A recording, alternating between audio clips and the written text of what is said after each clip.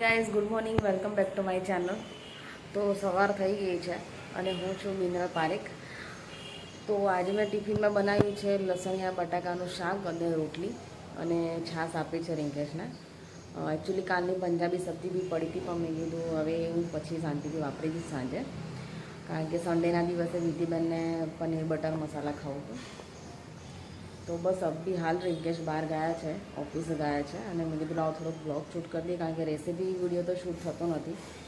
તો મેં કીધું રૂટિન જ આપણે બતાવી દઈએ. તો અંશભાઈ સૂઈ ગયા છે, વિધિને સ્કૂલે મૂકેલી દીધી છે અને કાલે જે મેં રોટલી બનાવી હતી એ વિધિને મેં વઘારીને ભરી દીધી છે ટિફિનની અંદર. જનરલી હું વિધિને જે પડેલું હોય છે, એટલે કે ધારો કે ઢોકળા બનાવ્યા હોય, હાંડવો બનાવ્યો હોય કે રોટલી પડી હોય તો એ જ વઘારીને આપું છું. તો એનું જે છે પેટ ભરે, કારણ કે કોરો નાસ્તો એ લોકોના સ્કૂલમાં એલાઉડ નથી, એટલે તમારે ઘરનું જ આપવું પડે. અને ફ્રાન્કીને બધી વસ્તુ કેવી છે કે સોગી થઈ જાય, એટલે ઘરે જ્યારે બપોરે 1 વાગે આવે ત્યારે એને જે જોઈતું હોય એ હું એને બનાવી આપું છું. અને એને જે પુલાવ છે કે વઘારેલી રોટલી છે, પરોઠું છે, મસાલા પરોઠા છે, એ બધી વસ્તુ એને ટિફિનમાં આપું. તો આ અત્યારે મારા અંદરના રૂમની હાલત છે. કપડાં અહીંયા બી સુકાય છે, બહાર બી સુકાય છે. અંશભાઈ સૂઈ ગયા છે અને હવે હું જે બાકીનું જે રૂટિન કામ છે કરીશ. હું તમને બતાવી દઉં કે આજે મેં શું બનાવ્યું છે. એક જ મિનિટ. મસ્ત બટાકાનું શાક બનાવ્યું છે, જો કે અત્યારે ચોમાસામાં તમને આવી જ બધી વસ્તુ ભાવે. લસણિયા બટાકાનું શાક છે અને રોટલી બનાવીને ભરી દીધી છે. બાકીની રોટલી હવે હું ફિનિશ કરીશ અને આ બધા વાસણ છે એ બહાર કાઢીને મૂકી દઈશ. અત્યારે સવારની અંદર તમે દેખી શકો છો કે જોવા જઈએ તો આમ કામ હોય ને ના હોય, ચા પાણી નાસ્તો થઈ ગયો છે, અંશને બાકી છે ધોઈ હજુ.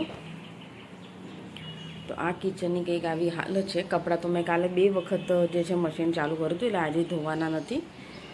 અને આ જે કપડાં મેં રાત્રે સૂકવ્યા તે બધા ભીના થઈ ગયા છે, એટલે હવે જોઈએ છે એવું લાગશે તો ફરીવાર હું એને વોશ.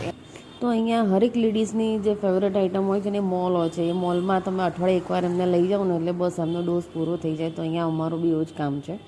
એ લેવા ગયા હતા એક જ વસ્તુ અને પછી ઘણી બધી વસ્તુ લઈ લીધી. તો અહીંયા બોડી વોશ છે, હાર્પિક છે, મુખવાસ છે, ગુલાબજાંબુનું પેકેટ છે, કપડાં ધોવાનો સાબુ છે. તો જે બી જરૂરિયાતવાળી વસ્તુ છે, જો કે મેં એ જ લીધી છે. અને મારું જે કહેવાય વંદા મારવા માટેનો જે સ્પ્રે આવે છે એ નથી, કારણ કે બહુ જ બધી વંદીઓ થઈ ગઈ છે. તો જે જરૂરિયાતવાળી વસ્તુ છે હું એ જ લઉં છું. પણ મોલની અંદર આપણે જઈએ એટલે કંટ્રોલ રહેતો જ નથી, એટલે બને એટલું અમે એવોઇડ જ કરીએ છીએ કે ભાઈ ના જઈએ. અને જઈએ તો પછી જે જરૂરિયાતવાળી વસ્તુ હોય છોકરાઓ માટે જે લેવાનું એ જ અમે લઈએ છીએ. તો અહીંયા વિધિને ગુલાબજાંબુ ખાવા હતા એટલા માટે લીધું છે.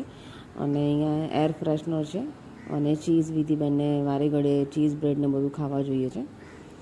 અને બસ આવી રીતે લાઈફસ્ટાઈલ છે. સવારમાં ઉઠવાનું, ખાવા પીવાનું, અઠવાડિયે એકવાર મોલમાં ક્યાંક ફરવા જવાનું અને હેપી રહેવાનું, કારણ કે હરેક હાઉસવાઈફની આવી જ લાઈફ થઈ ગઈ છે.